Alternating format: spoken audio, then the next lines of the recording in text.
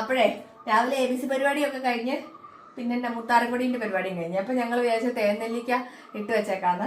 കാരണം എന്താ വെച്ചാൽ തേനെല്ലിക്ക ആദ്യമേ 250 കൊണ്ടുപോയിട്ട് 500 കൊണ്ടുപോയവർ ഇപ്പം ഭയങ്കര രസമുണ്ട്, ഒത്തിരി നന്നായിട്ടുണ്ട്. അപ്പം 1 കിലോയുടെ വേണമെന്ന് പറഞ്ഞു കേട്ടോ. അപ്പം അങ്ങനെ 2-3 കുപ്പി നന്നാക്കിയിട്ടുണ്ട്. ഇത് കണ്ടോ കേട്ടോ, തേനെല്ലിക്ക ഇങ്ങനെ ചെറിയ ചെറിയ പീസസ് ആക്കി ഇട്ടേക്കുന്നതിനെ കൊണ്ട് അവർക്കൊക്കെ ഭയങ്കര ഇഷ്ടമായി എന്ന് പറഞ്ഞേ. അപ്പോൾ ഞാൻ 1 കിലോയുടെ ഉണ്ടാക്കിയതാട്ടോ ഇത്.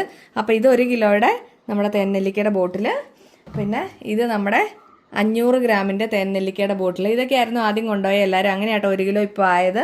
പിന്നെ ഇത് നമ്മുടെ 250 ഗ്രാമിൻ്റെ ചെറിയ ബോട്ടിൽ കേട്ടോ തേനെല്ലിക്ക.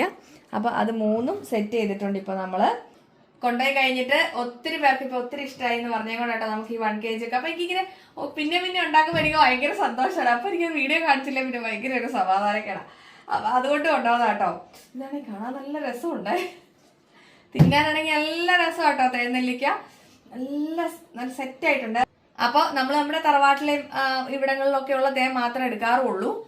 അപ്പം ഒറിജിനൽ തേനിനകത്ത് ഇട്ട തേനെല്ലിക്ക നമ്മൾ പറയുമ്പോൾ അതിനോടൊരു നീതി വേണ്ടേ, അതുകൊണ്ടാട്ടോ അങ്ങനെ ചെയ്ത്.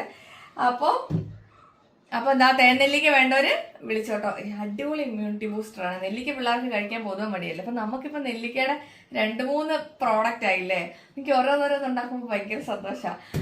അപ്പോൾ തേനെല്ലിക്ക വേണ്ടവർ വാട്സപ്പ് ചെയ്തോട്ടോ. ബൈ.